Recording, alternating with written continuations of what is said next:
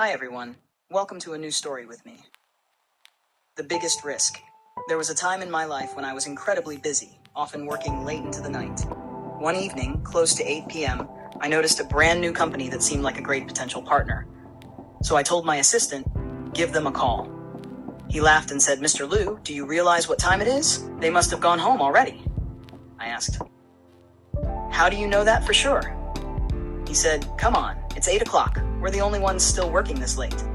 And I told him, well, if we can work late, why can't they? Call them anyway. And guess what? Someone actually picked up.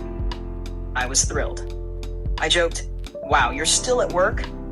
The person on the other end laughed and said, of course. If I weren't here, how could you reach me? Aren't you still working too? It turned out we shared the same spirit, driven, hardworking, efficient. And just like that, in only a few minutes, we struck a deal. Another time, I was alone in my office late at night, writing. Suddenly the phone rang. It was a student inviting me to speak at his school. Honestly, I was a little annoyed. The call had interrupted my thoughts, so I asked, do you know what time it is? What made you think I'd still be in the office? The student replied, during the day, your secretary always says you're not available. So I thought I'd try at night. Maybe I'd get lucky and actually catch you. And he did.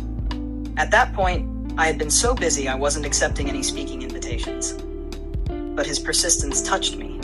I ended up saying yes.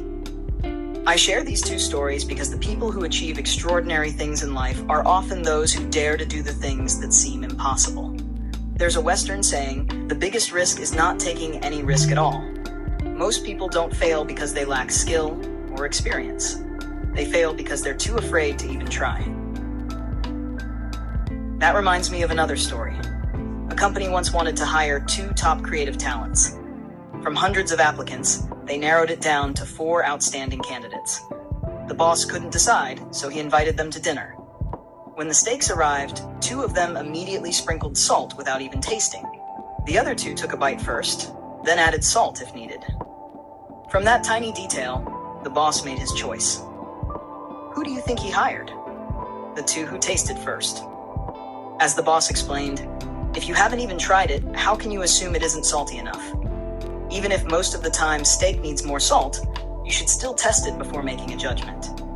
I want people who can think creatively, who can discover opportunities where none seem to exist, who can find hope even in difficult situations. Not people who assume they already know everything. And that brings us back to the phone call.